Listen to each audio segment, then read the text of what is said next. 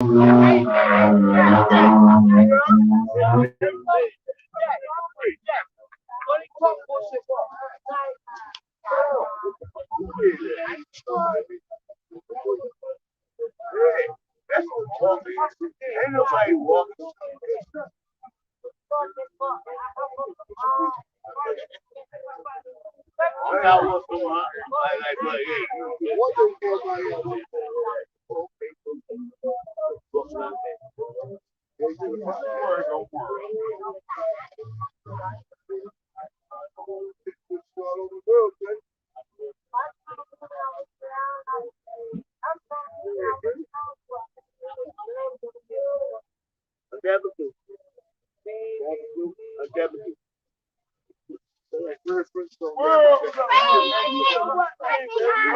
my God! Hey! I'm ready here.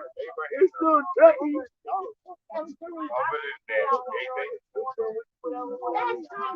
Huh? Hey, Tony. No, I ain't worried about that word. I ain't worried about that. Hey, look. Hard numbers. Happy day. He get anything I got, even if he don't act. That telling nigga No. Been there, done that. And the biggest thing is, I thought he know what to do. Wait!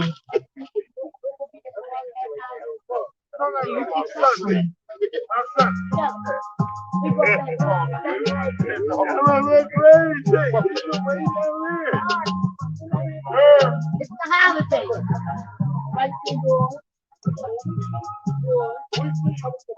Right through door. They got yours upside down. Well, how about that's the one I don't want? How about I'm also Not all good. That's all right. Stop. That's enough. Don't walk away with your cup. Because it's my cup. It is. Comrades, welcome to today's Maui Talking Community Chairman of Maui Chicago. My name is Director of Outreach and Public Relations, as well as the MC. Make sure you like and share this video on the platform that you're viewing from. This week, Chairman of Maui Chicago continues to study on dialect and materialism. He will read from Imperialism and the Dialectical Method by Maurice Clayford, starting on page 26 with the subhead, The Fight for Materialism. The study materials have been linked in the Facebook and YouTube descriptions for your benefit. For the first hour, the chairman will review the study materials, and in the second hour, we'll open it up to you, our live viewers, to ask your questions. It's my honor now to introduce our leadership, the leader of the African Nation and the worldwide African Revolution, Chairman Omari Chicago. Over here, Chairman. Thank you so much, Commander Director Sheila. And before we get started, I would really like to congratulate you again on extraordinary widespread newspaper by this got access to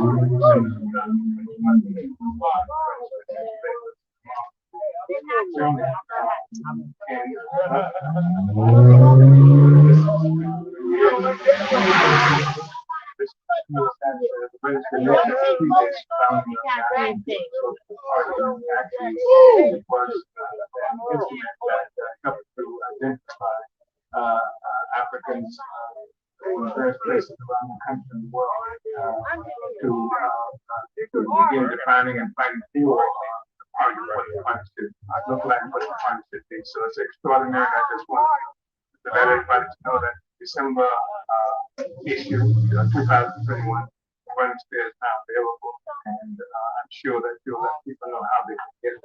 So I just wanted to acknowledge it. It's a great spear, and I love it.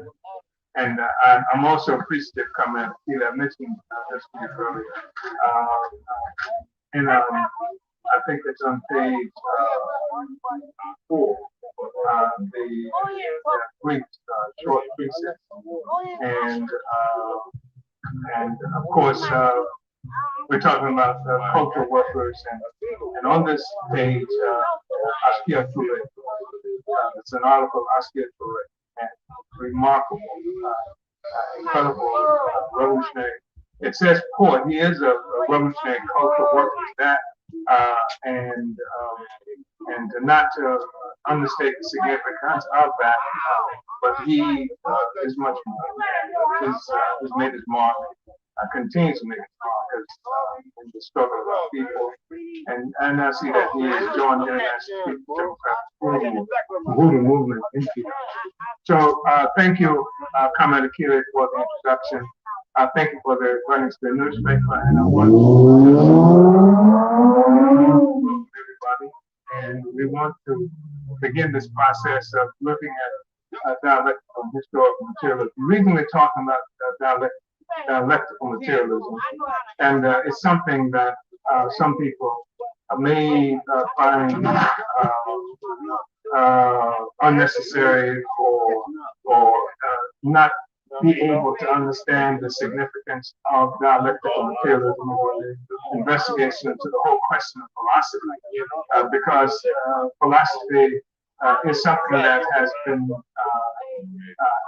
extracted from ordinary life of the people as a phenomenon, has been something that has been abstracted and held to be this very special thing that only the most educated and erudite and middle class people or forces would be interested in. When the fact of the matter is that philosophy is actually, the most generalized assumption of a place in destiny in the world, and everybody, it's our worldview, and everybody has a worldview, and the worldview is an extraordinarily important thing, but people are not necessarily walking around saying, I have a worldview. People just have that based on the kinds of societies we've been born into, live with the experiences that we have in the world. That is informed also by the nature of the society that we live in. But if you live in a world where others have come and attacked your society, and as a means of controlling controlling us, which is what colonialism is all about, one of the major assaults they make on the people is on their belief system, so that you no longer have access to the belief system that spring from your requirements in terms of developing the society that you live in. Now, foreign and alien entity has attacked the community. That's what colonialism is, and has imposed upon the people a different worldview that makes us vulnerable and susceptible to our oppression. And so that's why this issue of philosophy is really important. But what we want to do is to keep going. We want to take it out from this place, this rarefied place that is philosophy. Petty bourgeoisie, middle class so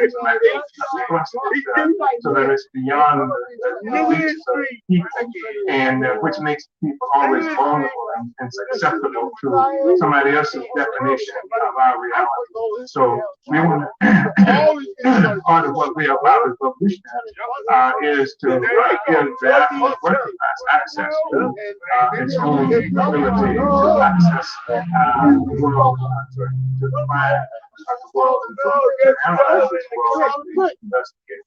And that's all this is about. It's a world, it's a method by which we investigate the world to come to certain kinds of conclusions that shape our worldview. And this is important. So I just wanted to make that observation before going into the actual reading. I want to say that I'm going to try to read fast because I want to leave much of what has to be done up to you. You really have to you have access to this document. And of course, as you know, this document is something that we use primarily for instruction. and it gives us, like a structure within which we make this discussion around dialectical materialism. And Maurice Forman did a good job of that. We disagree with Forman in terms of the conclusions he's come to. We disagree with the whole assumption that the Marxists are the organized vanguard of the working class, even though exploitation, as this new place we're going to begin speaks of by Cornwell. We think that what's really important is that Marx, this Marxist he started as Karl Marx, the one who is noted for being the author of the capitalist capital, and probably the most spoken out book, most probably second to the Bible, and probably read by people who speak about it as much as the Bible has been read by people who speak about it. Not that much. But it was a very important document, very important book, and he is one, along with Engels, Frederick Engels, who worked with who has been most responsible for articulating and consolidating what we come to know as dialectical materialism subsequent to the 19th century. So I'm hoping that you'll take a look at this, and I'm hoping that you have access to the past discussions we've had on this too, so that you can examine them, because in many ways, many times you can see some of the things Marx calling for and trying to show utilization characterize this dialectical materialism, that this study is about utilization of this method of investigation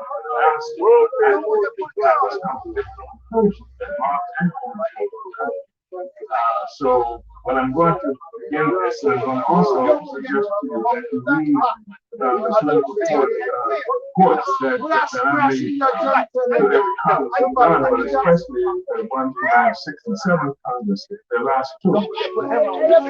But all of them, what you will find is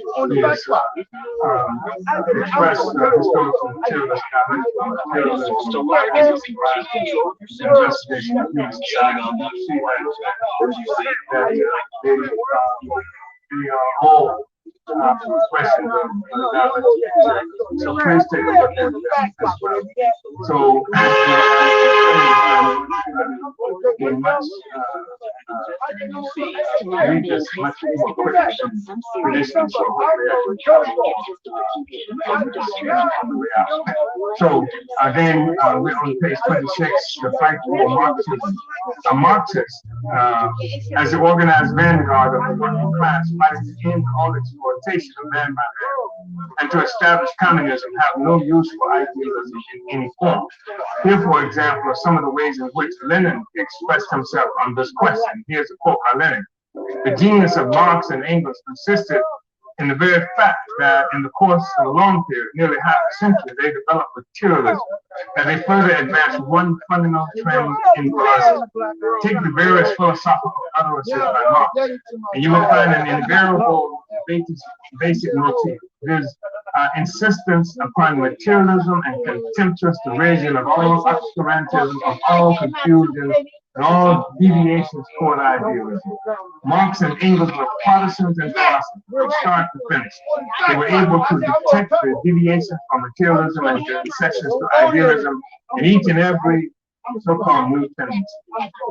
The realists, etc., including the positives, are all a wretched much. They are a contemptible liberal party in philosophy who confuse the imperialist and idealist trends on every question. The attempt to escape these two basic trends in philosophy is nothing but conciliatory quackery. Unquote. So on every issue, we are partisans of materialism against idealism. We are partisans of materialism against idealism. This is because that it is in the light of materialist theory, which studies things as they are, without idealist fantasies about them, that we can understand the forces of nature and society, so as to be able to transform society and to master the forces of nature. And because of this too, materialism teaches us to have confidence in ourselves, in the working class, in the people.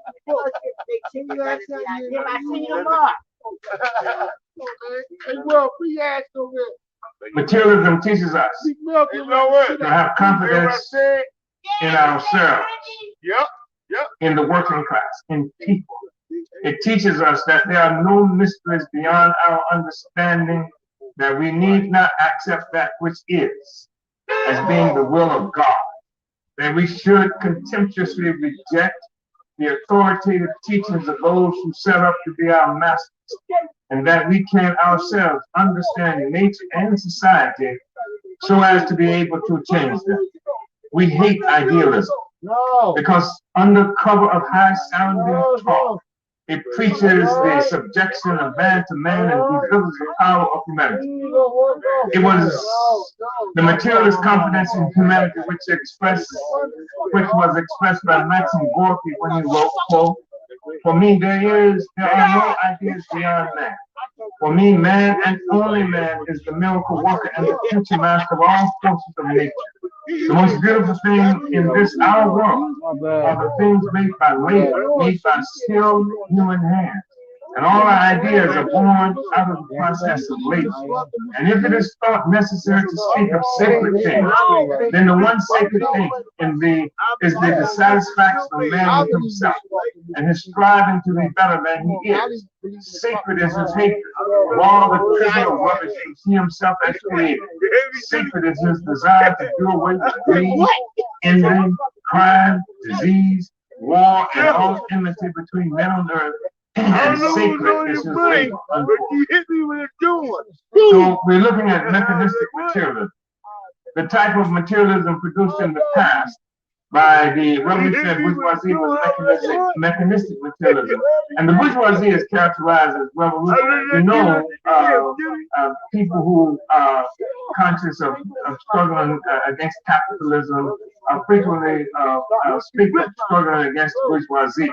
So how can the bourgeoisie be revolutionary if that's what we've been struggling against? But the bourgeoisie is characterized as revolutionary by Marxists and in the struggle in this instance, because bourgeoisie replaced another ruling elite during because of the collapse of feudalism. Feudalism was the primary mode of production that was replaced by capitalism in Europe as it was understood. And so, according to the Marxist logic, and the bourgeoisie is revolutionary because it facilitated feudalist landlords and so the type of materialism produced in the past by the revolutionary bourgeoisie was mechanistic materialism. This took over the ancient materialist conception that the world consists of unchanging material particles, atoms, whose interactions produce all the phenomena of nature, and further strove to understand the workings of nature on the model of the workings of a machine. It was in its time a progressive and revolutionary doctrine, but it had three great weaknesses, and the reason they were characterized as revolutionary in its time is because what's up, bro? How you? Man, the significance of nature and the world, and did not presuppose that everything was based on God. No, you all right?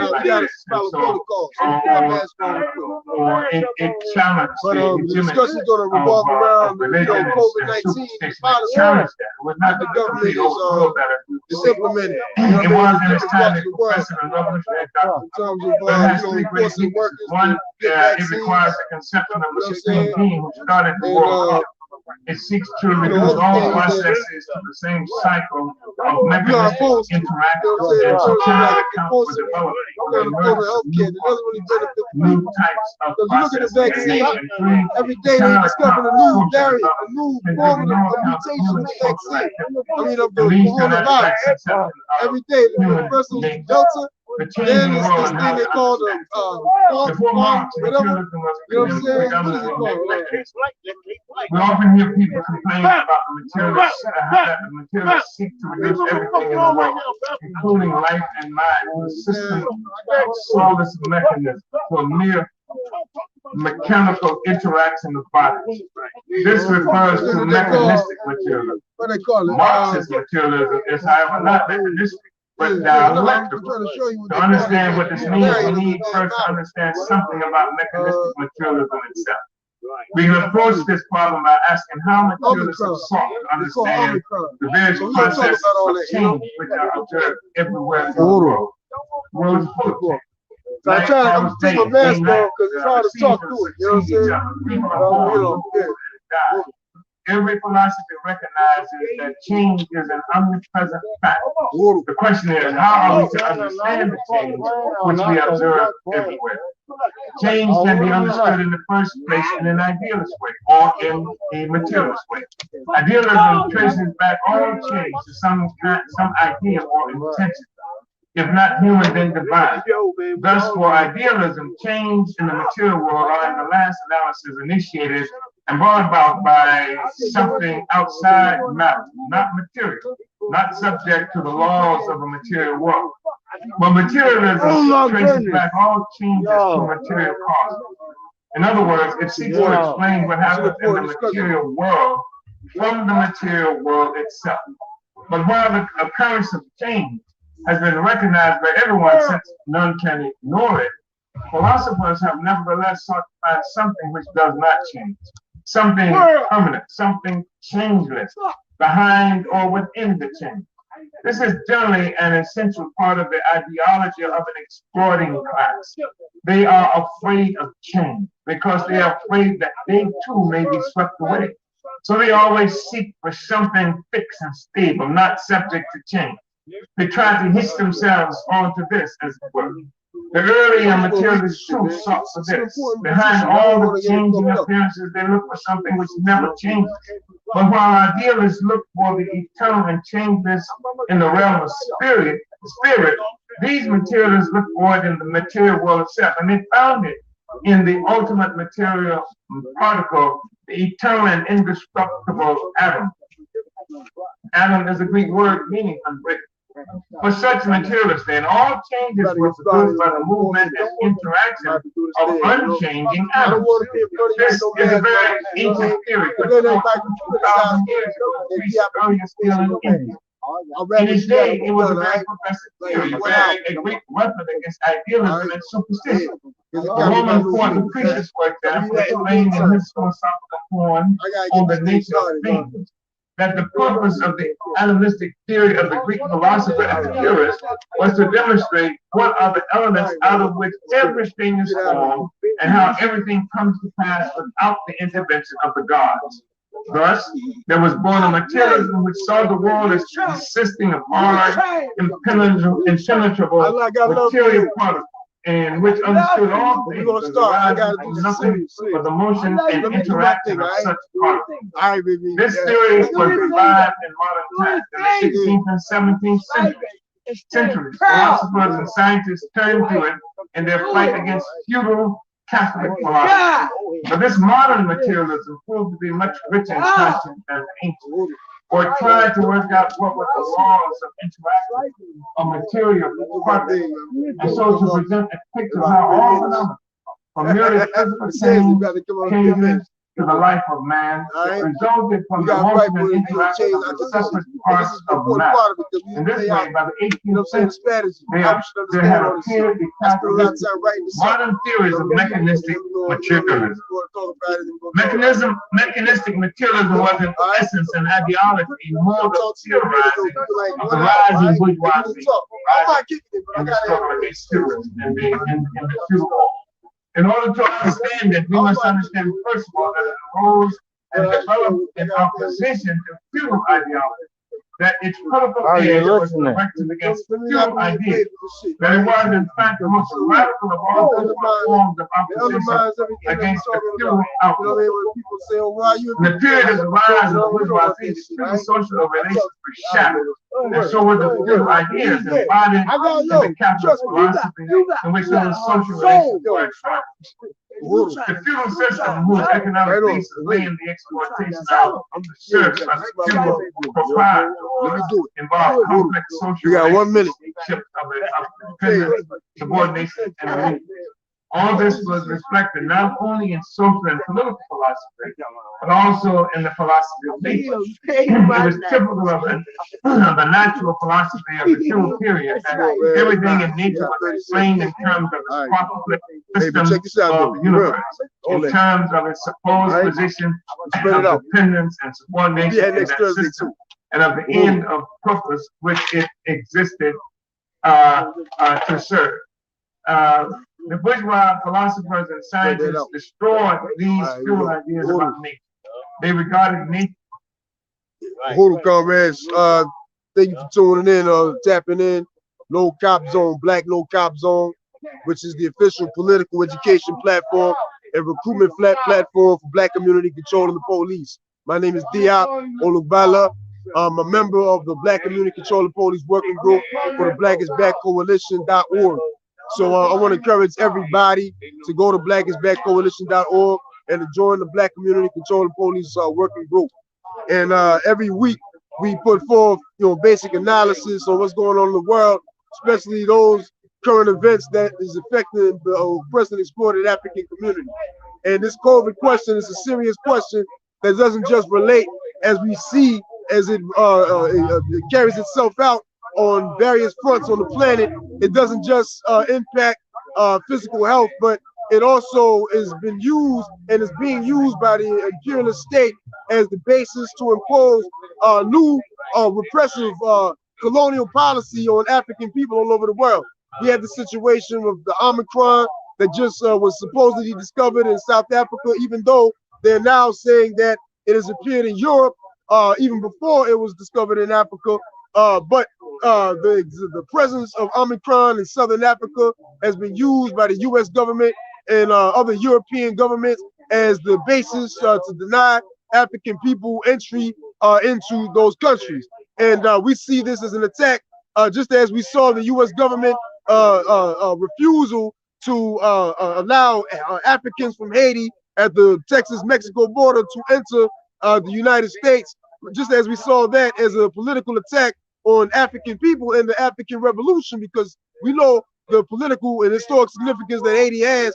We also see the U.S. government's attempt to deny African people in southern so-called Africa the right to enter the United States or Europe as a similar attack on the African Revolution, because the fundamental need to travel across borders and to relate as one platform point of the African People's Socialist Party states, African International Political and Economic Association with Africans and all other peoples anywhere on the face of the earth. So when the U.S. government tells us where we can and cannot be, this is an attack on that democratic right that's laid out in this particular point on the party's platform. So we have a political responsibility to respond to these attacks and to use that particular struggle as the basis to bring masses of African people into the struggle for Black political self-determination. Please move to the side. I don't want to be spitting on you, sis, for real. So, it has extreme political significance in terms of this corona question, but also, as we said, the corona and the COVID policies that are being imposed on our people around the world. And we're going to talk about the uprisings in Guadeloupe as well.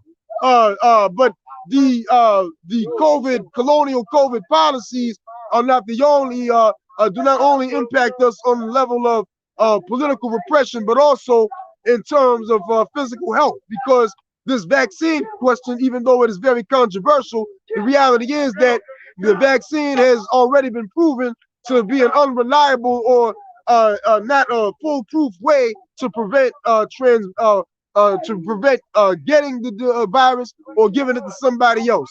So, and there's reasons that we say that, because the virus keeps on mutating, right?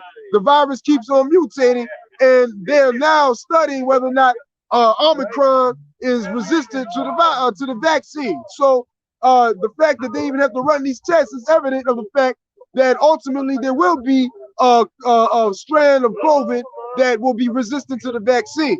So we have to analyze what is the U.S. government and other imperialist and neo-colonial governments' real reason for wanting or enforcing, in some cases, many cases, African workers to take the vaccine. What's the real reason? And we believe that the real reason is based in capitalist, colonialist, capitalist greed. The fact that Pfizer and Johnson & Johnson is getting a huge paycheck off of this policy that requires masses of people to get the vaccine, right? And the fact that, well, there's a lot of other implications in terms of the colonial capitalist healthcare system, you know, the implications that the COVID, existence of the COVID and the need for vaccine has for the entire colonial capitalist system. So we're going to get into all of that. But before I say anything else, I want to salute, not salute, but recognize my leadership, and not the fucking pigs, but the general, the leadership of the International African Revolution, Chairman Amadi Yeshitela, who is the architect of the revolutionary political theory of African internationalism, the same theory that informs this discussion and analysis that we are putting forth right now. So those things should be said. And part of the reason is because a lot of what's going to be said in the next 45 minutes to an hour may seem to be very intellectual, quote unquote, dealing with a number of different political and economic terms and concepts that are not necessarily a part of the day-to-day language and discussion of the African working class as a whole. But, and in fact, I'm gonna read a paper, essentially a position paper, that is entitled "From Guadeloupe to South Africa: COVID policy is colonial policy. Africans demand self-determination." And I'm gonna read this, right? And it's written in a very quote unquote, you know, standard form of the English language and grammar. And under different circumstances, the fact that something that I write is written in that format could speak to the class character of its author. To say, oh, this nigga know how to write like the white people, quote unquote, therefore he is the petty bourgeoisie or some kind of traitor. But the reality is that I learned how to write and I learned how to speak off of cats like Chairman Amali Yeshitela, off of cats like Sobukwe Bambata.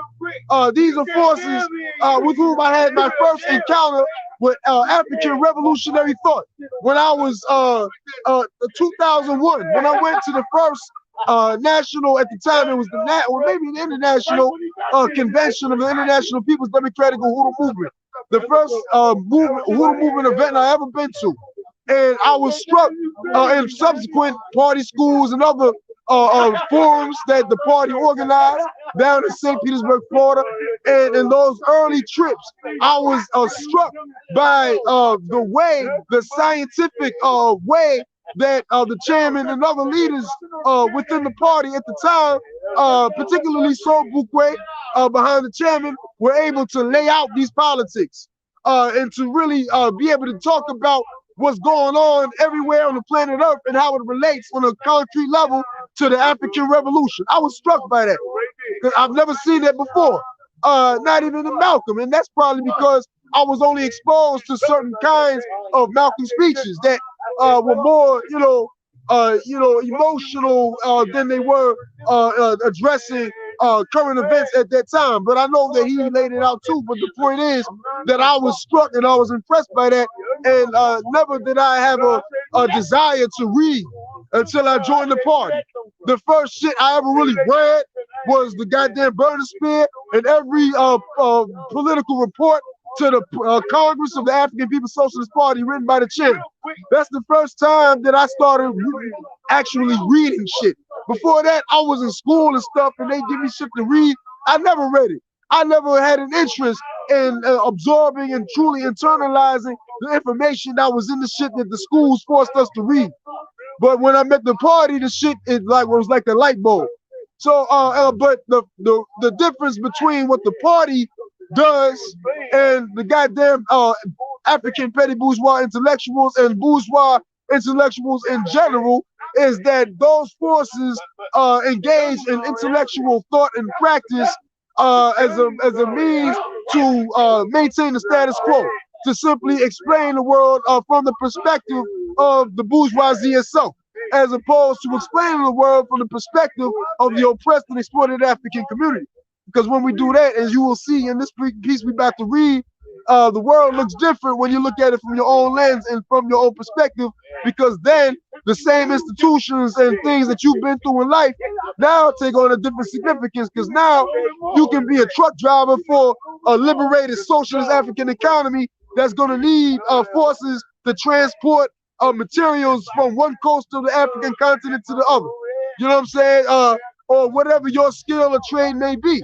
Now you see your true significance as it relates to building a future, not where you have to be some kind of Uncle Tom at work and you watch your mouth and what you do and what you say.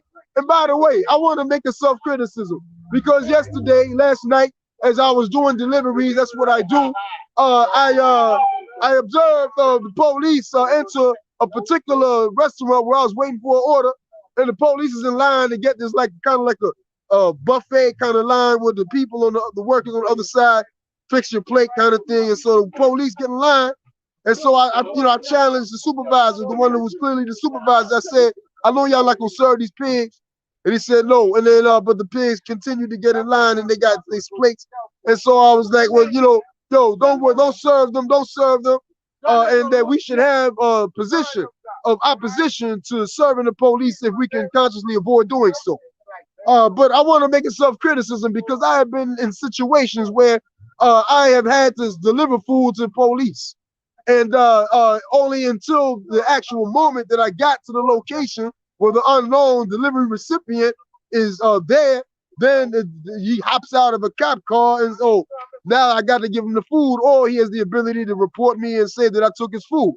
So this is a situation that I've been in, and I could imagine how the workers that were forced to give the food to the pig were in similar circumstances. So I believe that my stance on that question was wrong, but what was problematic about the situation was that the police didn't even have no mask on while they was indoors. And I didn't raise that, but I did raise it not on a couple of months ago when they took my bike uptown on Broad Street and Nedro, or what was they, Grange or Nedro, somewhere up there. And when I challenge, they say, you gotta have registration. I say, the bike, just bought the bike from down the street. I'm just transporting it to my home.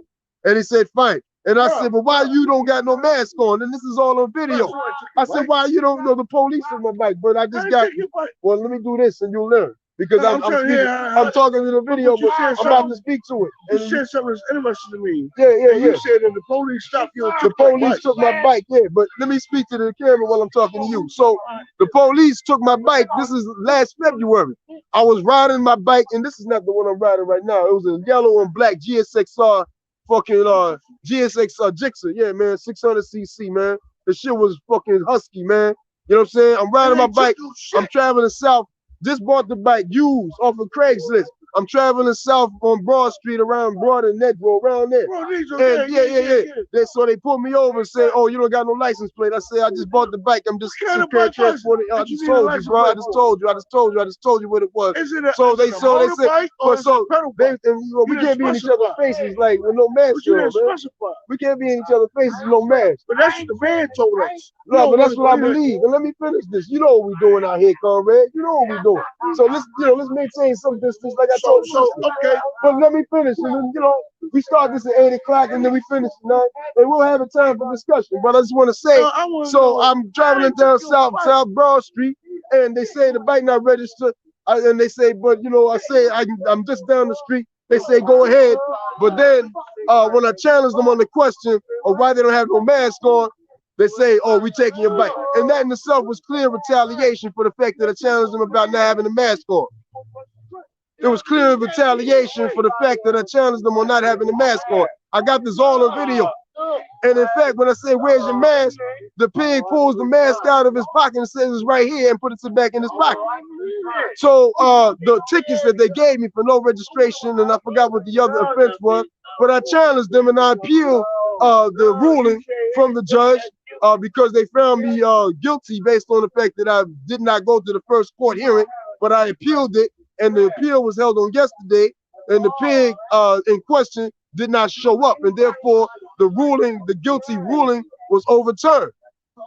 And this creates the basis for the struggle and the demand for reparations from the city of Philadelphia for my bike that they took. Because you just said, based on the fact that the pig didn't show up, you withdrew the case. Therefore, the bike was taken, essentially it was taken illegally. But I'm saying, well, so where's the bike? They say, oh, they sold it in the auction.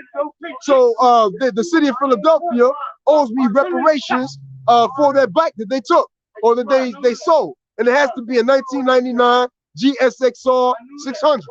But this is not just about a struggle that I'm engaged in, but a struggle that many Africans who have been stripped of their property, and whether it be car, motorcycle, dirt bike, etc. And the struggle that I engaged in on this front can inform some tactics that we should and could employ to get reparations for other stolen bikes, or at least to get tickets overturned. And that's not to say that the revolution is decided in a courtroom or for one ruling of a court hearing around questions like what I just described. That's not to say that the revolution would be won in that particular kind of struggle, but what it does is it thrusts the African working class into a particular form of organizational resistance, learning how to fight on a practical and strategic, tactics and strategies, as opposed to what we often romanticize in terms of cases of Africans engaging in armed struggle on the police, which we stand with and we unite with to the utmost. But in the final analysis, the only armed struggle that will result in self-determination for African people is that which is carried out on an organizational level by the African working class, and a coordinated level on an international level. So we have to put the class in a position to fight in this kind of way, and to learn how to, because at the end of the day, nobody would say, oh, let the city have my bike. I'm not gonna, if all I have to do is carry out this kind of plan of action. I believe that the people would choose to do something to get their bike back or get their car back rather than not. And that's just to say that it opens up another front upon which we lead struggle of the African working class. That's real. And, I would like for people to challenge me, but we got this far with this struggle that I'm facing with the pigs taking my bike, and they know, at least on a basic level, even if the case does not see a trial, I'm saying right now there's no way that they can justify not paying me reparations for taking my bike and for selling it in an auction. You know what I mean? And we want to put the people in a position to be able to make that kind of struggle as well. And that's why we do shit the way we do it. So I just want to say that, right? Because at the end of the day, it's about building up a certain proficiency amongst the people to struggle, to engage the oppressor on a scientific level, to be able to justify our actions of resistance based on revolutionary science. This is what we are in part engaged in part. So this is why part of the reason why I wrote this piece. I did not make enough copies for my comrades around here, but I'm saying this to say all of this because this belongs to the people. These skills, intellectual property, and capital belongs to the people. It's important that we recognize that, and in the final analysis, it's not enough just to explain the world, but to change the world. And so this process that we engage in right now, and all of you listening, we say join the organization, join the Black is Back Coalition, actually engage in the mandates that come out at the end of this document. So anyway, I'm gonna just read this, right? It's a lot to it, but the headline is from Guadeloupe to South Africa. COVID policy is colonial policy. Africans demand self-determination. Also, I want to also just recognize the All African People's Development and Empowerment Project, which is a mass organization of the African People's Socialist Party, because it put out a COVID-19 mandate on how to survive the COVID-19, the colonial virus, as the party calls it. And I want to encourage everybody to go to developmentforafrica.org and learn the COVID protocols that are in place. But with that said, so since the emergence of COVID-19, the crisis of colonial capitalism has largely centered around the resistance of oppressed workers against imperialist imposed policy related to the virus and the political climate it has created. And that's important because, again, we're going to talk about actual rebellions that have occurred throughout the African world based on conditions, forms of repression that have been imposed on African people based on COVID policy. But also we say that the political climate that is created, you know what I'm saying? It's the crisis of colonial capitalism has largely centered around the resistance of oppressed workers against imperialist imposed policy related to the virus. That means the policy that's being fought back by the workers of Guadeloupe and even the policy in Southern Africa, and the political climate that is created. And by this, we're talking about George Floyd. We're talking about all the rebellions that have erupted throughout the U.S. Subsequent to the COVID-19 so-called epidemic emerged. And the reality is that the COVID epidemic has been used by the colonial state as justification to impose new forms of repression on the African working class in the form of police repression, as well as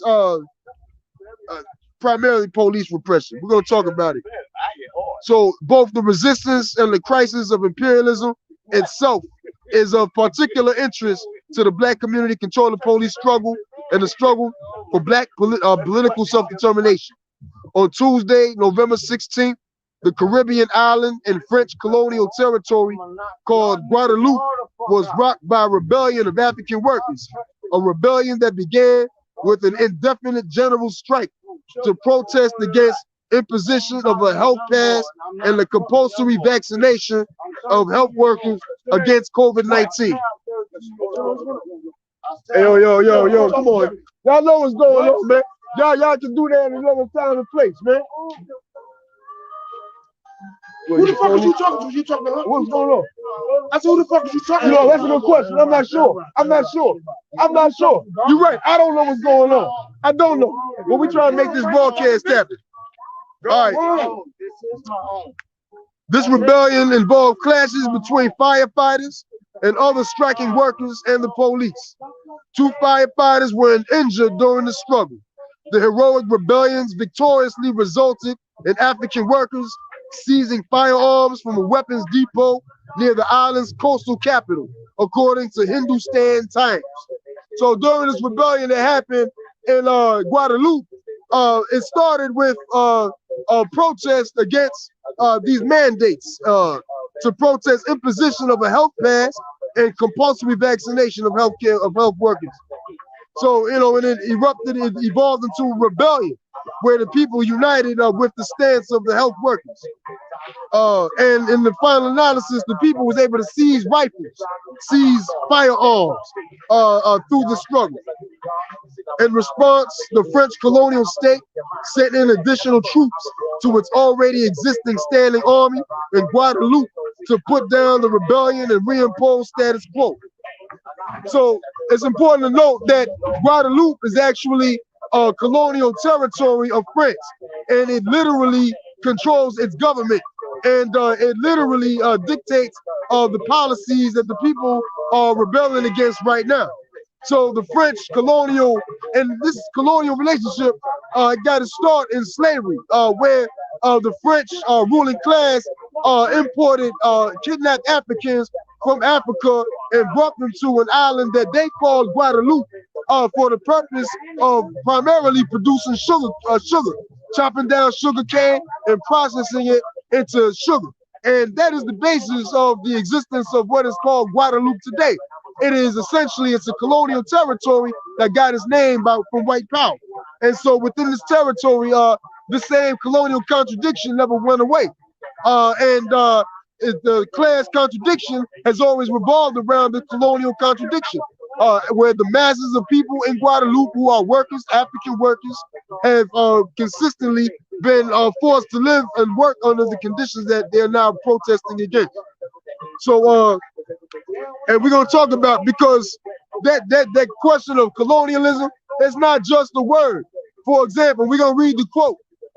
Chairman, Secretary General of the African Socialist International, Louise Kinshasa, reported that fruit and vegetables cost 30% more to African workers in Guadeloupe than it does to white people in France. So that is like perhaps one of the most glaring examples of the colonial relationship that we're talking about. So when we talk about how France is imposing these laws and sending in pigs to put down the rebellion, it is doing so because they want to keep that 30% off of the same fruits and vegetables that Africans are forced to buy. So that exposes the colonial and the parasitic relationship that French colonial white power has with the entire African working class in Guadeloupe and throughout the African world.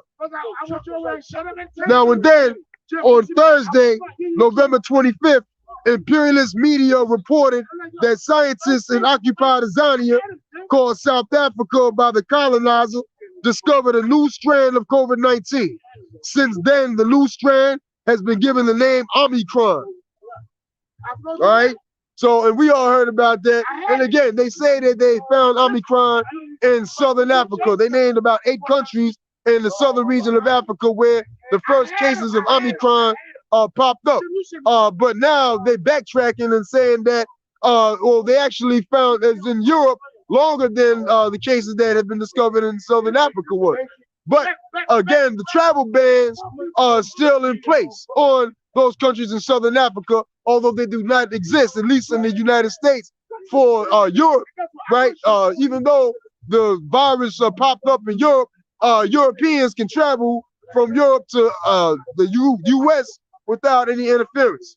So, and you know, this is not necessarily a glaring question for the African working class at this particular moment, but it is part of an overall contradiction because, again, it's the US colonial capitalist state that denied our brothers and sisters down in Del Rio, Texas, entry into the so-called US border.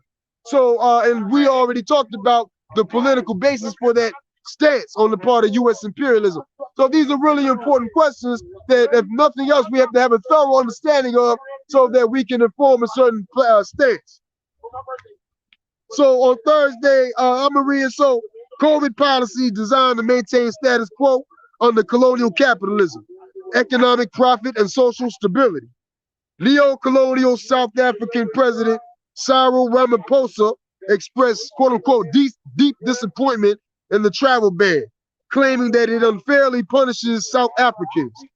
And Shabir Mahdi, a so-called South African vaccinologist, told Al Jazeera, quote, "It's naive for developed countries to believe they can stop the spread of this variant with a blanket ban on countries in Southern Africa. The virus has already found its way into these societies from individuals that haven't even traveled to or come in contact with anyone from Southern Africa." So they laying out, you know, but the thing is this, y'all, BCCP, Black Community Control of the Police. It's important that we make a distinction between, just even as in the case of the Africans coming through Del Rio, Texas, because the reality is that you had forces like, what's the woman's name? Maxine Waters, I believe it was. Was it Maxine Waters that came out, you know, calling came out against the deportation? And you had other forces within the U.S. Government that were opposed to the deportation, and they cited certain laws, right?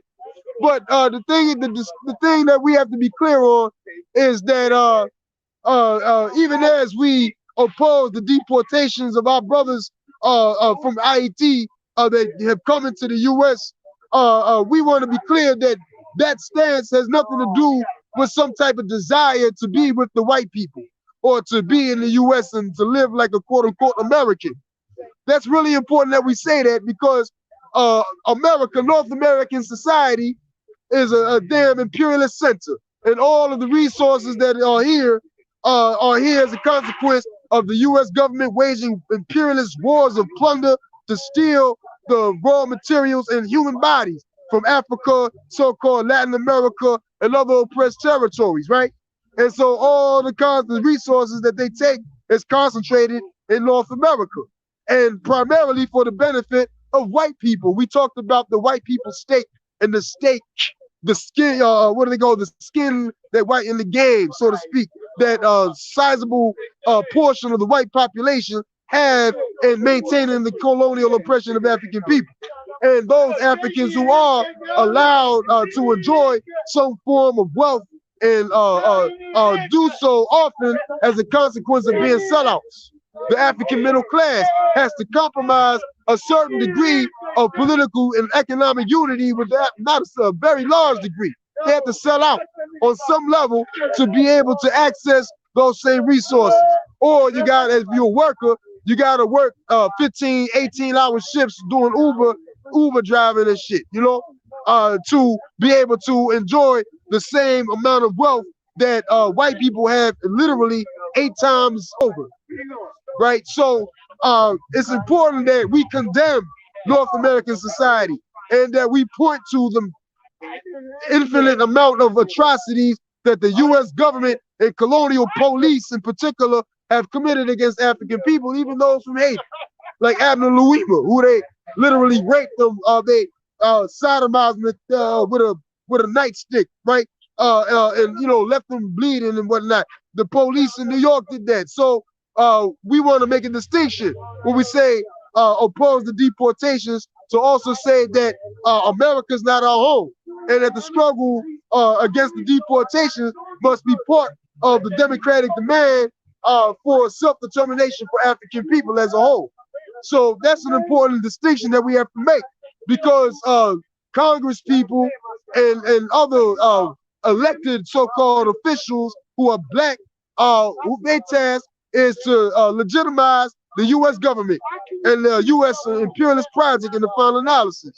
As long as that's what they do, then that's what they are bound to uphold in the final analysis. That's not to say that they won't struggle to improve the position of the revolution, but as they are in their occupation as elected officials, they have to move within the constraints of particular policies and laws and protocols, and they have to represent a particular government that has this imperialist history that we're talking about.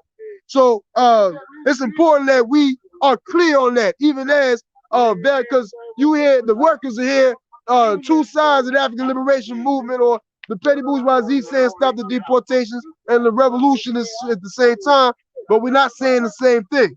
And we have responsibility to recognize that more than just stopping the deportations of so-called Haitians, that we have to go into Haiti and organize to overturn the neo-colonial terror that made it necessary for the people, the Haitians, quote unquote, who are coming into the U.S. You know, we have to be conscious of all these dynamics if we are serious about making a revolution. And similarly, we understand that those Africans who are able to get on an airplane and travel to Europe or to the United States are not representative of the masses. It is extremely difficult. I mean, we're talking about Sierra Leone, for example, where the average income of an African worker is literally $2 a day, if you're lucky. The average income is less than $5 a day throughout the African continent. So getting an airplane ticket is not something that the average African worker in South Africa, so-called South Africa, is even thinking about as such. This is an issue that does impact the petty bourgeoisie and white people that call themselves South Africa. That's an issue that impacts them in a different kind of way in this case, but it's still tied to the same contradiction, because we got to move our forces around the world in order to facilitate revolutionary struggle. And that's why the party makes the demand that we make in terms of the right for political association with African people anywhere on the planet Earth. So that's important that we say that shit.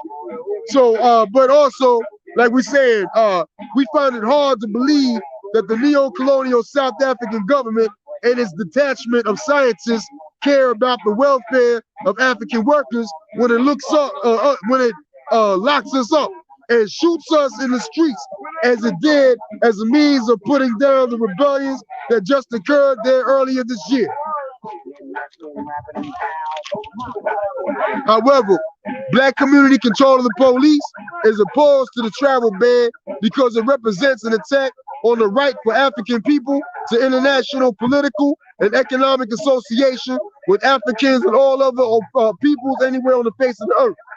Although U.S. President Joseph Biden and other white imperialists have justified the bans as being imposed in the interest of preventing the spread of Omicron, we know this travel ban enacted by white imperialist countries is nothing but a colonial policy that targets Africans and African revolutionaries. We know this because there is no ban against the re-entry of white citizens of these countries across their borders, even though these white citizens were in the same Southern African countries that Biden and others claim make Africans more likely to carry the Omicron. The reality is that white power has been opposed to Africans traveling to its imperialist centers since it brought us here in chains. This fear is based in the need to keep Africans separated from the material resources which are concentrated in North America and Europe, and to keep us separated from each other. In fact, it was just reported that the U.S. is requiring that airlines in all 8 Southern African countries labeled as the originators of Omicron submit background details of all airline passengers on flights leaving those countries, even as increasing evidence reveals that Omicron was present in Europe far before it was identified in Africa. Similarly, in Guadeloupe, the COVID policies that caused the general strike and subsequent rebellion are colonial policies, and that they are based in the need for French colonialism to continue to expropriate the labor and natural resources of the people and the island itself. France established Guadeloupe in the process of enslaving Africans, forcing us to work the sugarcane fields and killing off the entire indigenous population there at the same time. To this day, France imposes the same colonial capitalist relationship on Africans. Therefore, there is no reason to believe that the COVID laws that it has passed are informed by the interests of the African working class, but rather the perpetuation of colonial capitalist production to enrich the colonizer, French population, and ruling class. Both France's policy of imposition of a health pass and the compulsory vaccination of healthcare workers against COVID-19 in Guadeloupe, as well as the travel ban adopted by the entire international white imperialist community against countries in Southern Africa, expose the political and colonial nature of COVID-related policy in the world today. More than that, Black community control of the police believes that the COVID-19 virus and pandemic are constructions of the colonialist capitalist system itself. It will only be controlled and eradicated when the oppressed and exploited African working class seizes power. 2 theories on COVID's origin exist, but they are both capitalist in their cause. The official story by imperialist media is retold effectively in an article on Guardian.com. In late 2019, someone at the now world-famous Hunan seafood market in Wuhan was infected with a virus from an animal. They showed us images of bats hanging upside down in the market and Chinese people buying and eating the meat. And whether or not that is the true origin of the virus is debated between a number of varying forces. There is compelling evidence that the coronavirus was developed in a US-funded laboratory in the Wuhan province of China and was subsequently leaked.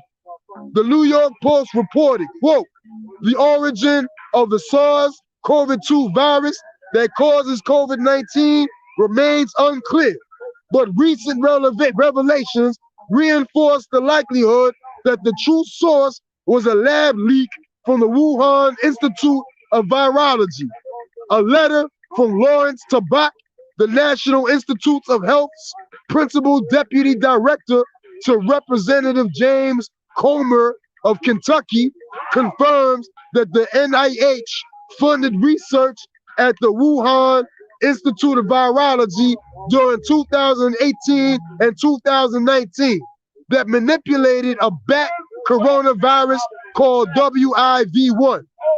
Researchers at the Institute grafted spike proteins from other coronaviruses onto the WIV1 to see if the modified virus was capable of binding in a mouse that possessed the ACE2 receptors found in humans, the same receptor to which SARS-CoV-2 binds. The modified virus reproduced more rapidly and made infected humanized mice sicker than the unmodified virus. Starting in 2014, the NIH, National Institute of Allergy and Infectious Diseases, headed by Dr. Anthony Fauci, the same one that be on TV all the damn time, funded the New York-based research nonprofit EcoHealth Alliance with annual grants through 2020 for understanding the risk of bat coronavirus emergence. The total funding was $3,748,715. More than $600,000 of that went to the Wuhan lab. But whether the virus was developed in a lab or originated in unclean conditions in the wet markets of Wuhan, China, both theories are indictments of colonial capitalism. The bat theory exposes the unclean conditions that, at least at the time of corona's origin, existed in the wet markets, which are designated for China's poor and working class, which make up at least 1/5 of China's population due to the legacy of imperialism and colonialism in Asia. This is an important point because, you know, some race nationalists like to attack China as if it's this, this general entity that doesn't have class contradictions within itself. And they point to videos on social media of Africans getting beat up with sticks in the market somewhere in China, et cetera, as evidence for how, quote unquote, Chinese don't like us. But we have to make a distinction between the Chinese capitalist state and the masses of Chinese who Mao Zedong served. Mao served the workers and the peasants of China. And his vision was to build a revolutionary government that would initiate revolutionary socialist struggle on other fronts of the planet Earth as well. That's what Chairman Mao stood for, and that's what, objectively speaking, the masses, the workers of China, the workers and the peasants, that's what they stand for objectively as well. But the Chinese forces that if you live in a major city or somewhere where it's a lot of Chinese stores and, you come in contact with a particular sector of the Chinese population. Just like how I was saying, how the average African worker on the continent is not getting an airline ticket anytime soon, unless it's a revolutionary airline, right? So, but the same contradiction exists in China as well, because the motherfuckers in the Chinese stores and all these places that engage in a real parasitic relationship with the African community, these are representatives of the petty bourgeoisie of China. These are the so-called growing middle class that current Chinese president Xi Jinping brags about, right? But these forces, much of their wealth does not only rely on China's parasitic relationship with Africa and African communities around the world, but it also relies on the underbelly, the exploitation of Chinese workers and peasants within China right now. And when we talk about our stance on China, as revolutionaries, we stand with the goddamn the proletariat, the Chinese proletariat, the Chinese who are producing wealth, the Chinese who are being exploited, not the petty bourgeois or capitalist government in power right now. We stand with the workers.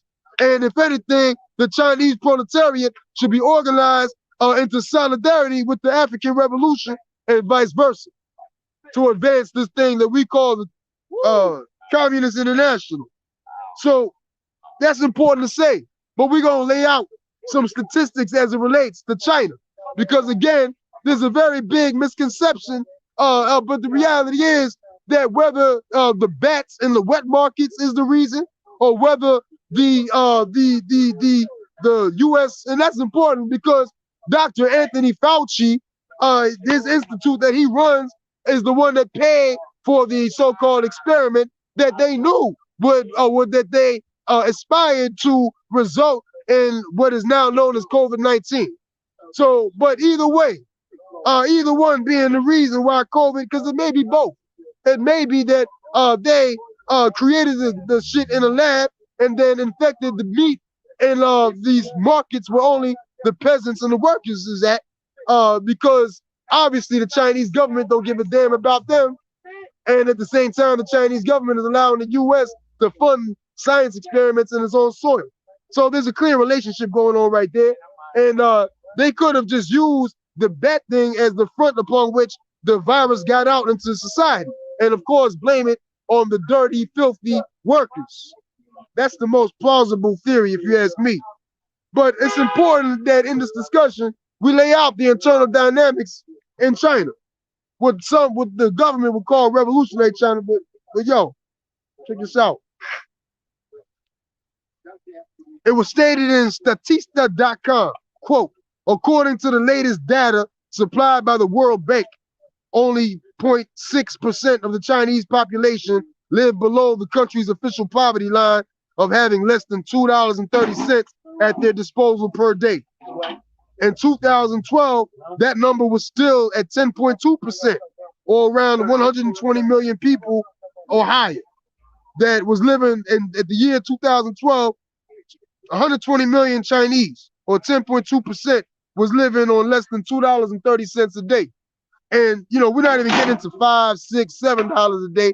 We're talking about $2.30 a day. That was 2012. Yet China's official poverty line is only a little higher than the World Bank Universal Global Poverty line of living off $1.90 a day, despite the fact that China has been classified as an upper middle income country since 2015.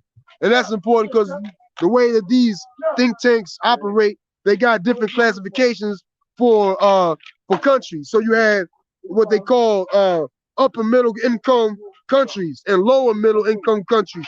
And based on what category the country falls in, the standard for the poverty line is different. So if you're in the upper middle income country, then the standard, I'll say, applying the World Bank upper middle income country income poverty line of $5.50 a day to the country, almost a quarter of Chinese still live in poverty in 2016. But the point is that how you define when you say define how their poverty is not equal to our poverty. Yeah, that's important. Can you define that? Yeah, because like this is what needs to be defined. Go ahead. I heard you. Yeah. But their poverty is nowhere near our poverty. Their poverty is equal to our luxury. I agree. For the poor in China, right? For the poor, yeah, it's equal to our luxury. 20%. Their poverty is equal to our luxury. You know that? Well, let's say this, bro. They call it poverty. 20% of the population. They call it poverty because it's not equal to the upper highlands. Let me say this. 20% of the population, that's like 1 out of every 5 people live on less than $5 a day in China. But they can do that. Yeah. They can do that. Can you do that here? Well, it depends on what you mean you can do that. I don't know. But the point is that that's survive. Yeah. So you're saying that might be a lot in China. You're saying there might be a lot in China. See, I feel you. That could be true. It's survivable in China, but it's not survivable in Facts. That's a good point.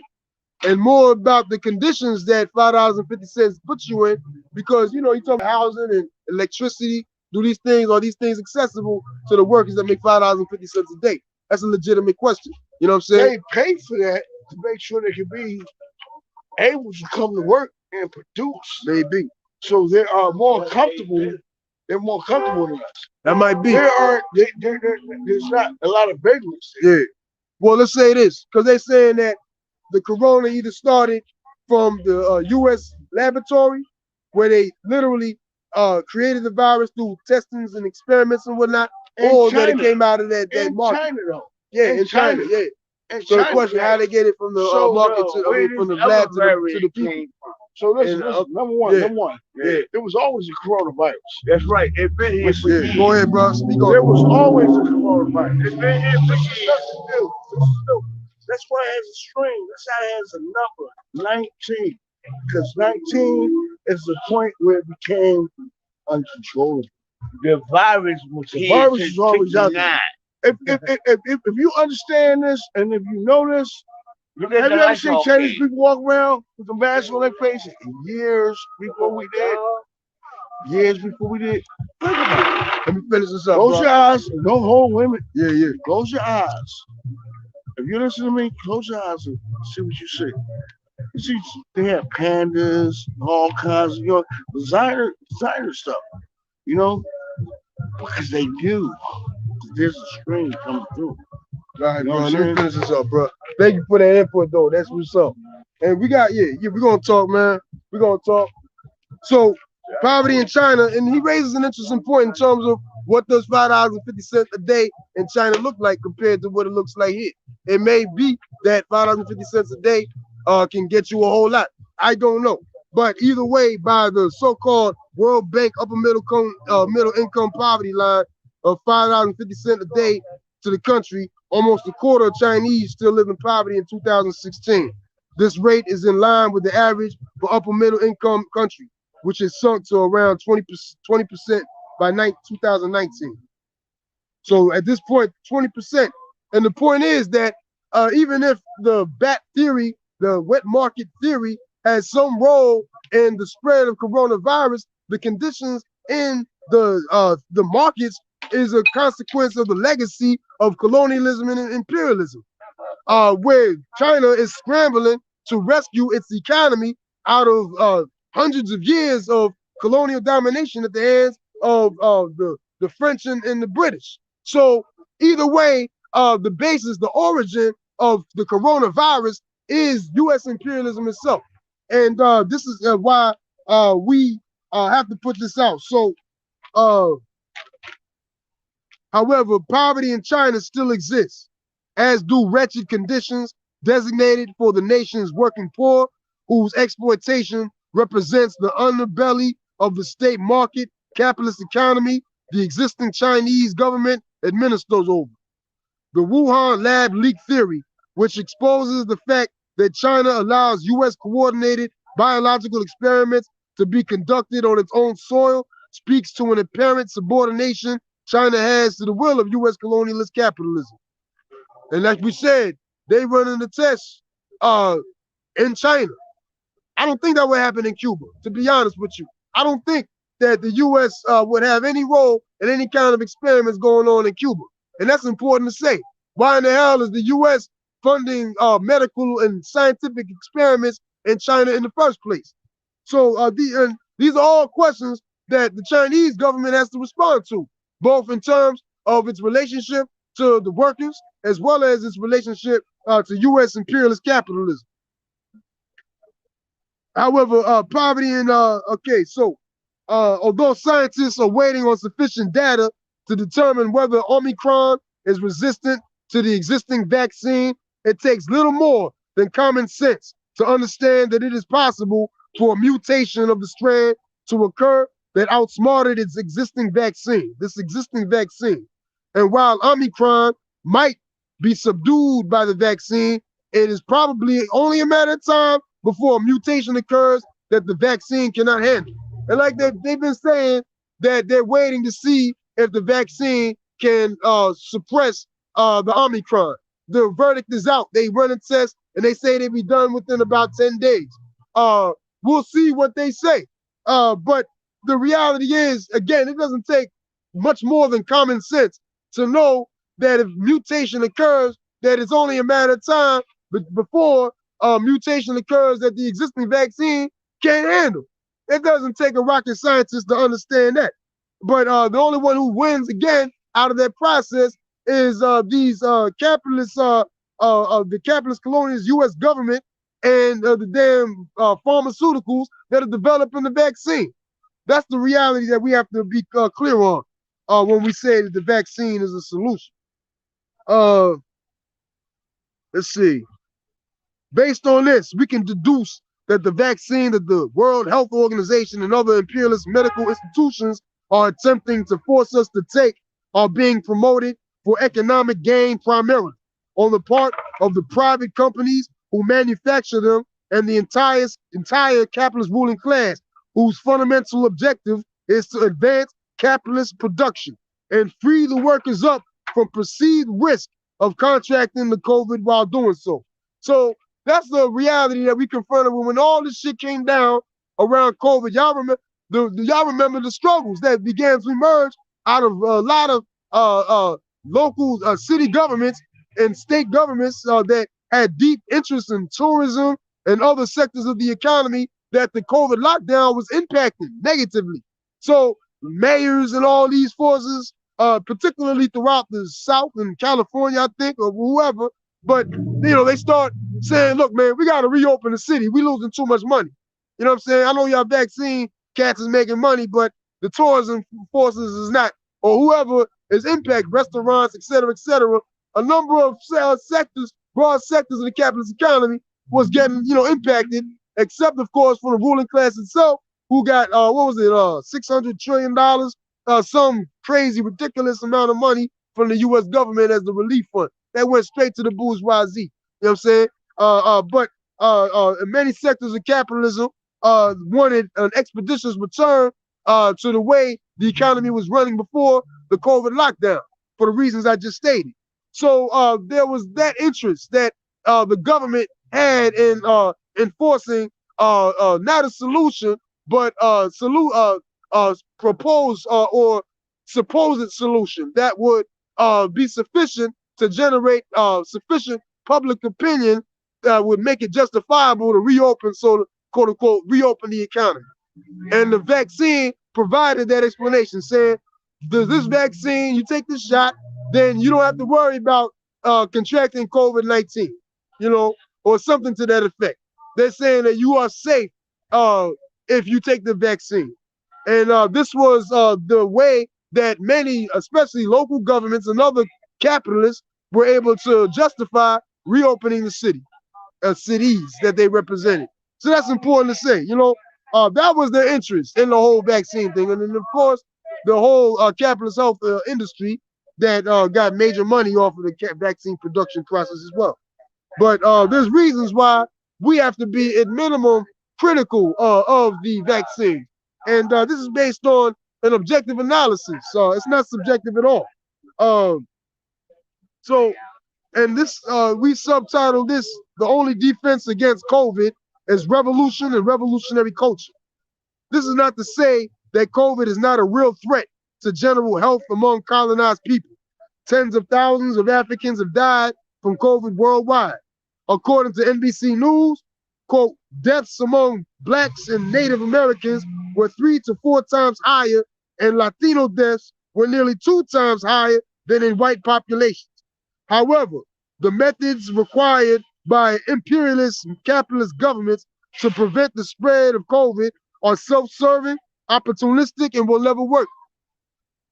1, we have already demonstrated how the vaccine has been, even by the U.S. government's admission, incapable of keeping up with the increasing strength and sophistication of the COVID virus. That's why they run tests right now, because they know that each time the virus mutates, that the possibility of it being entirely resistant to the vaccine grows.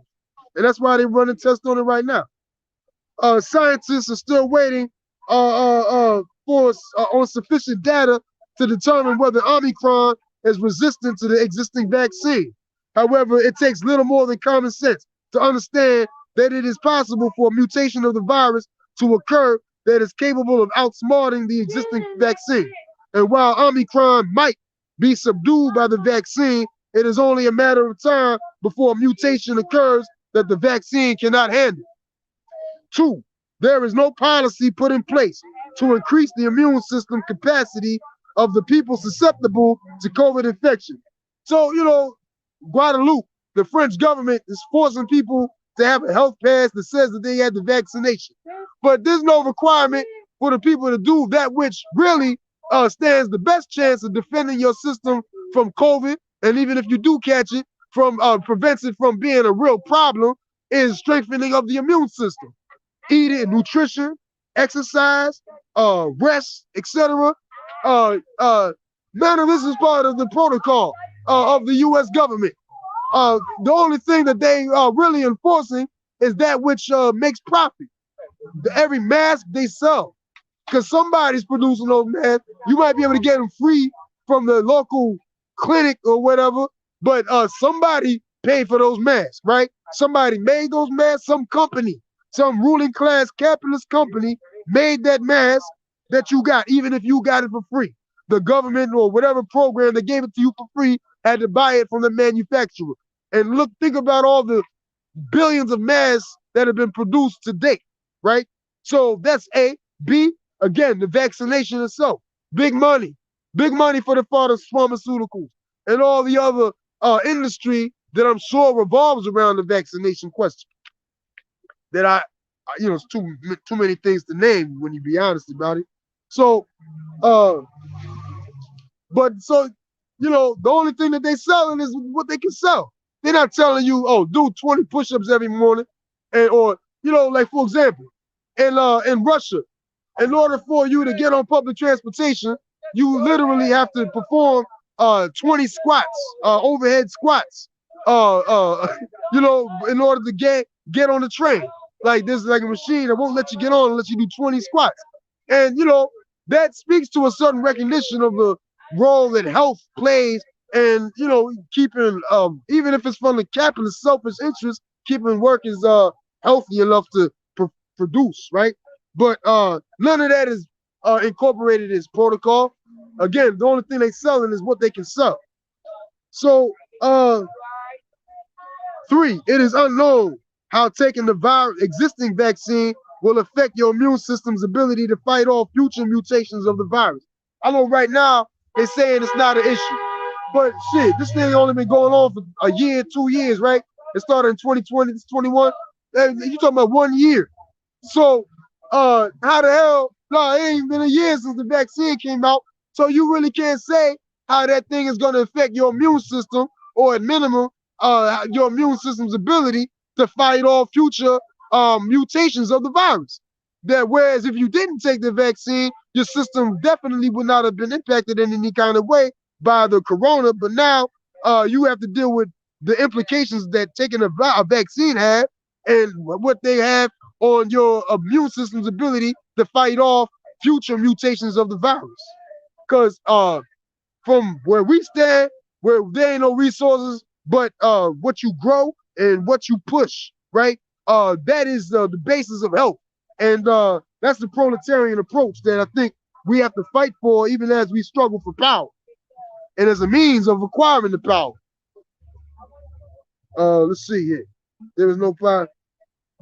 4, existing COVID policy does not challenge the chronic illness and injury that is systematically induced by colonial capitalism among colonized workers.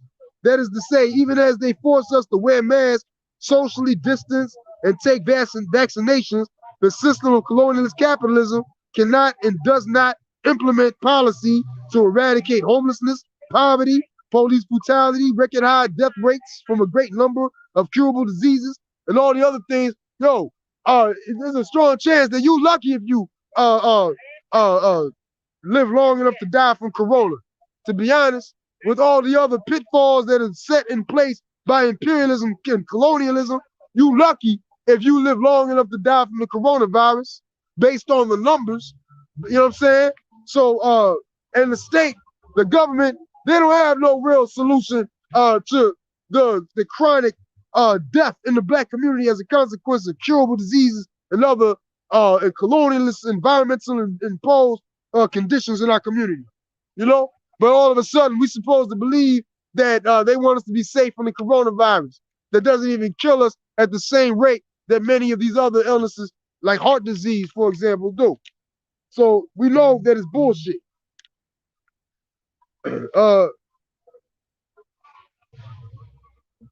The same thing that will prevent death and illness among colonized workers by COVID will liberate us from class exploitation and national oppression.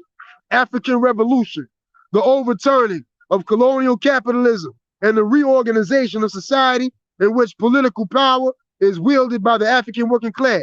The power necessary to implement social and health policies that will promote the entire interests of the African working class. On a fundamental level, the health and security of African workers will be built from the muscle, both literally and figuratively.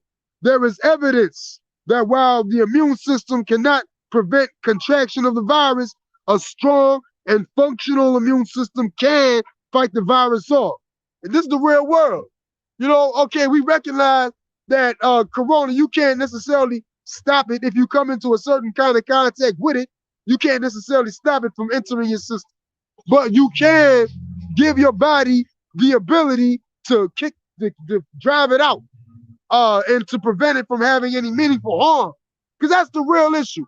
They have a way of making this thing like a boogeyman kind of thing, if that's the right term, where it's like this is supposed to be the greatest threat to black people since goddamn white people. You know what I mean?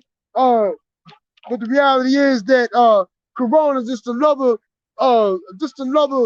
mine in the minefield that we have to walk every day, to be honest.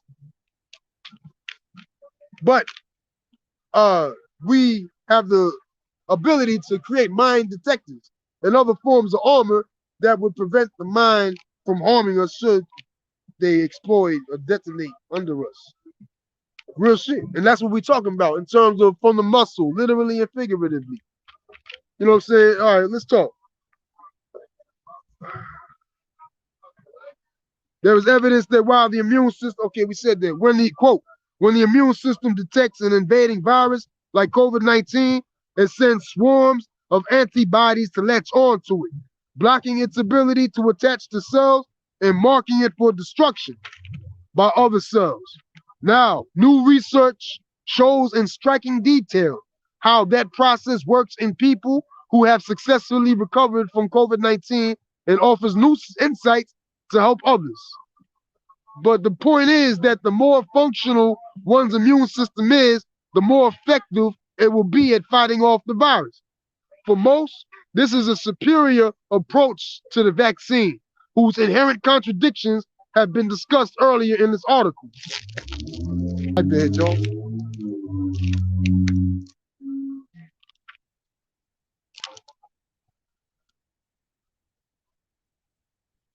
The three primary fronts upon which the struggle for immune system strength are A, diet and nutrition, including fruit and vegetable dominant diet, clean water, comfortable quality micronutrients like vitamins and minerals. B, exercise, and C, rest, recovery, stress management. The main thing standing between African people and this approach to COVID prevention and control is colonialist, capitalist dominated healthcare and food industry. So we want to build a culture of fitness, build a culture of nutrition. And yo, I got some kind of autoimmune condition, right, that gives me asthma. It's not a consequence of any kind of dietary or even habits that I have that make this an issue, but more so the fact that it's just a genetic thing. It's not AIDS either. It's not a sexually transmitted disease or nothing like that. But the bottom line is that my immune system is hyperactive, which is what leads to the conditions of asthma, where your body's trying to, it thinks that there's some foreign invader and is rallying to drive it out. And that's what an asthma attack essentially is. But part of why I'm able to say what I'm saying right here is based on the scientific approach that I've taken to overturning that contradiction. Because there have been studies that have shown that rigorous exercise on a regular basis actually, if not strengthens the immune system, it regulates it. It makes it act normal in cases such as mine where it's overactive. And I have experienced quantitative and perhaps arguably qualitative development in that process. I can give you 100 muscle downs with a 25-pound vest on right now if I wanted to. You know what I mean? And I couldn't do that 6 months ago. And also I was tied to a certain dosage level of medication that was at least twice that which I'm using right now. And the point is that quantitative development has occurred under this regimen. And this is part of the reason why I'm able to say that, but more than that, because this is scientifically falsifiable information that I'm laying out right now. So, and you know, people know that. So, colonialist capitalism, the domination of the economies and political systems of non-white nations is what provides wealth for the white oppressor nation at the political expense of the colonized. The struggle taking place in Guadeloupe exposes that contradiction. According to Loizy Kinsasa, Secretary General of the African Socialist International, quote, fruits and vegetables are 33% more expensive in Guadeloupe than in France, unquote.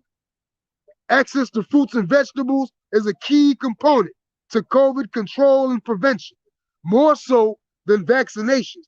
And yo, SG Loizy said a lot of shit, man. I don't want to even, I hope that this particular quote, using this particular quote is a statement of some kind of lack of appreciation for other things that Secretary General has said in his numerous articles and recent broadcasts he does every Sunday morning, 7 o'clock Eastern, right?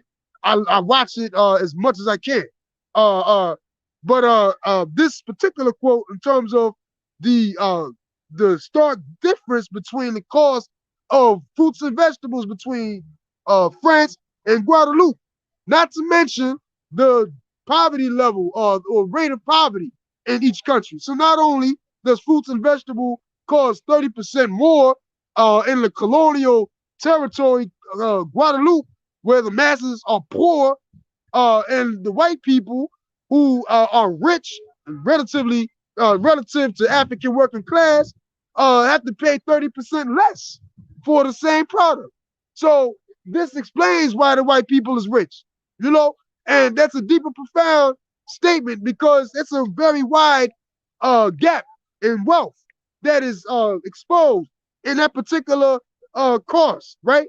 And the only reason why the French colonial government is able to force the people to pay 30% more for fruit is because they got police and other military forces that function as a standing army in Guadeloupe every day to make sure that you give that money to that white man, right, for your fruits and vegetables, right? So, and not only that, but they deny you the ability to open up a mango plantation or a sugar plantation that is controlled by the workers. In order to do so, you have to buy it from the French colonial government, right? Which is requires capital that the masses don't have. So this speaks to a deeper, profound contradiction that the African working class in Guadeloupe, as well as African workers all over the world, is confronted with. It's not a small thing that we're talking about. So we have to know this, you know, we have to know this. And this is why we unite with the resistance of the heroic African workers, the healthcare workers, the firefighters, and the working class in general that stood up and fought and took liberated weapons in the name of the resistance. We unite with that, and we have to get that out as widely as we can. So this is a little bit more. I know this is running long, but it's important discussion. Access to fruits and vegetables is a key component to COVID control and prevention, more so than vaccination.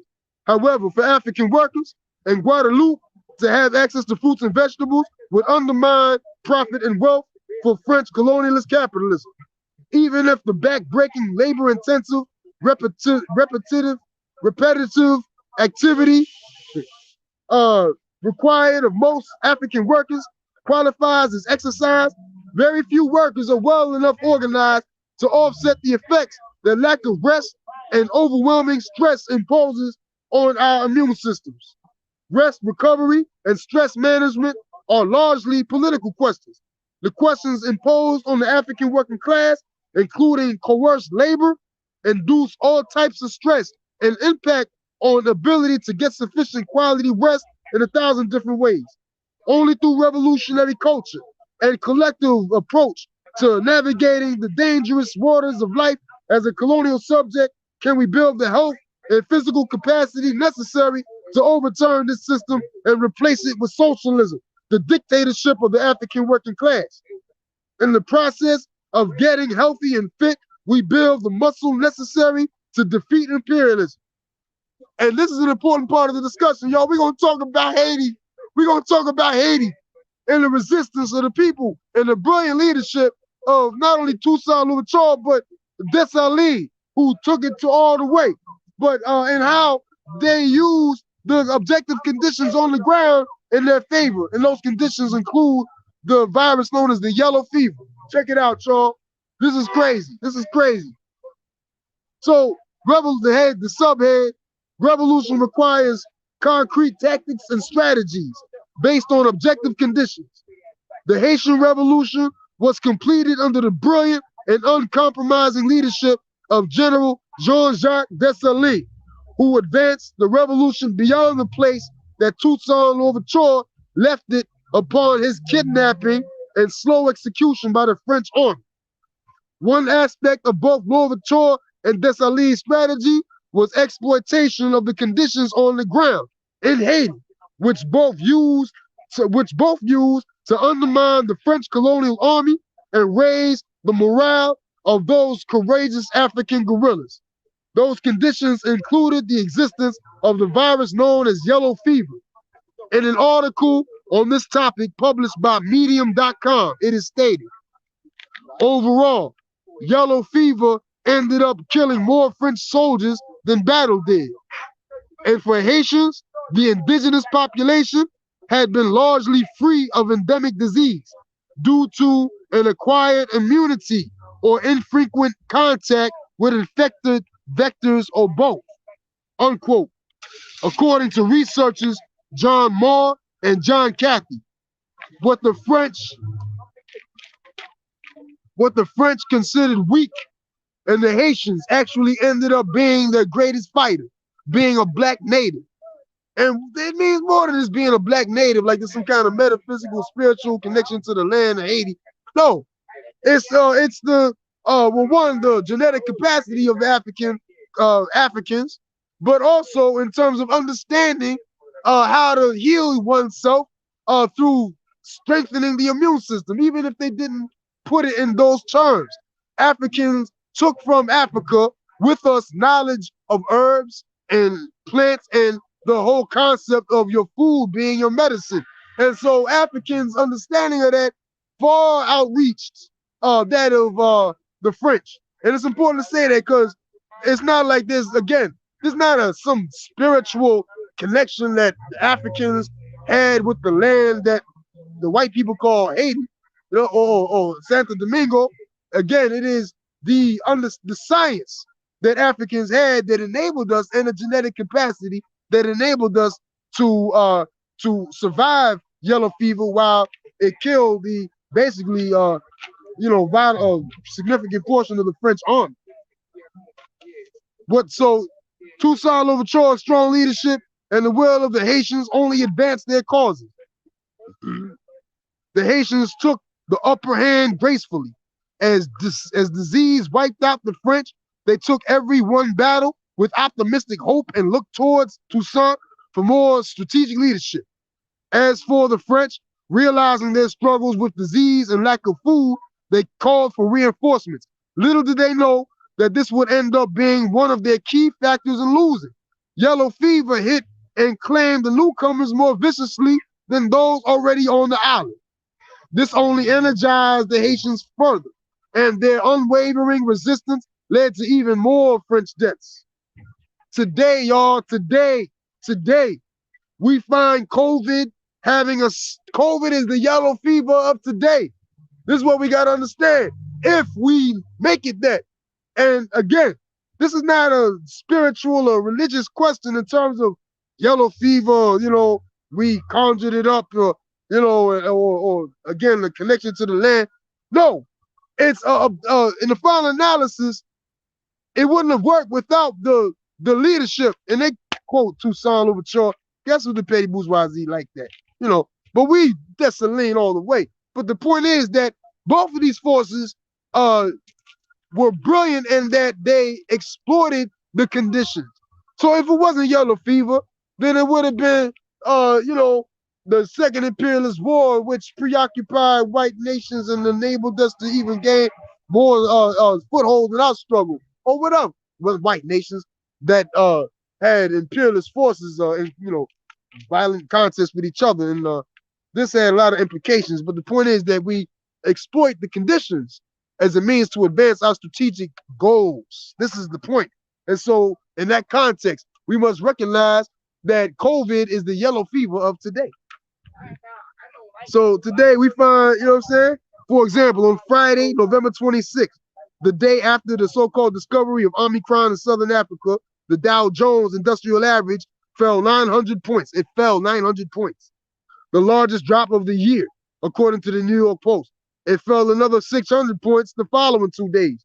The and you know, it's because you know, many capitalist forces did not know you know, what's gonna happen now. There's a new corona, so people pulling out of investments, etc. You know what I'm saying? That's the basis of the crisis. The instability that COVID brings with it. You know what I'm saying? That is the question. And this is we have to create more instability and deepen the crisis, but at the same time do so in a way that again builds up our capacity to be a self-governing and self-determined people. And this is why, because you know, as a movement, as an organization, we're not just out here for no reason. Like, we're supposed to be engaged in the people in organizational activity that takes us closer to our strategic goals. And so we have to know how to move around these critical questions that impact us in a really deep and profound way.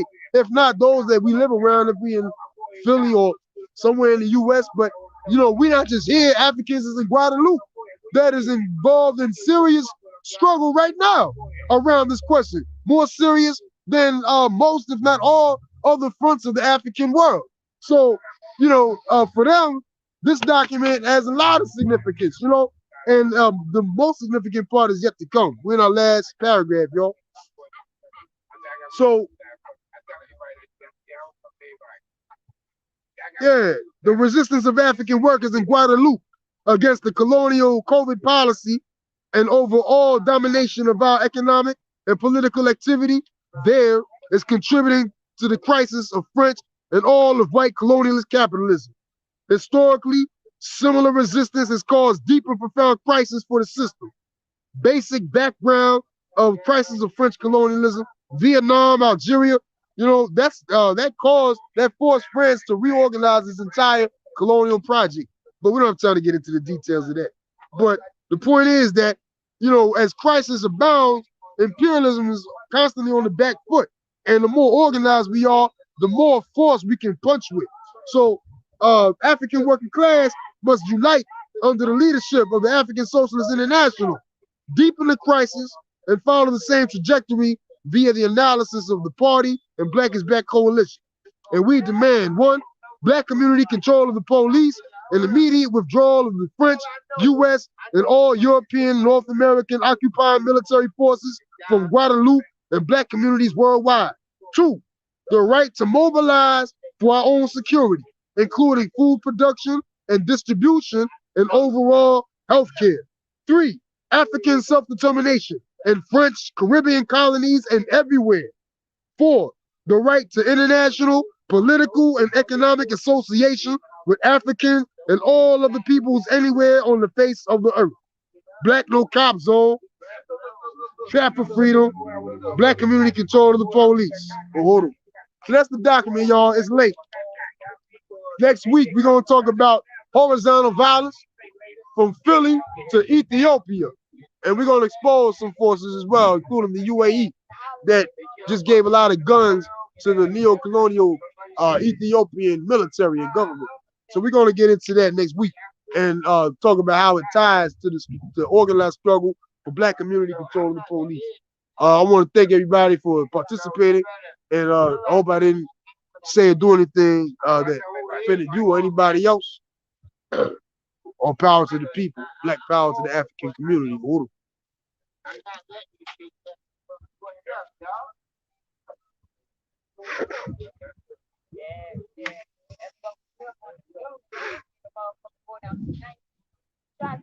Birthday was Monday, somebody shot her.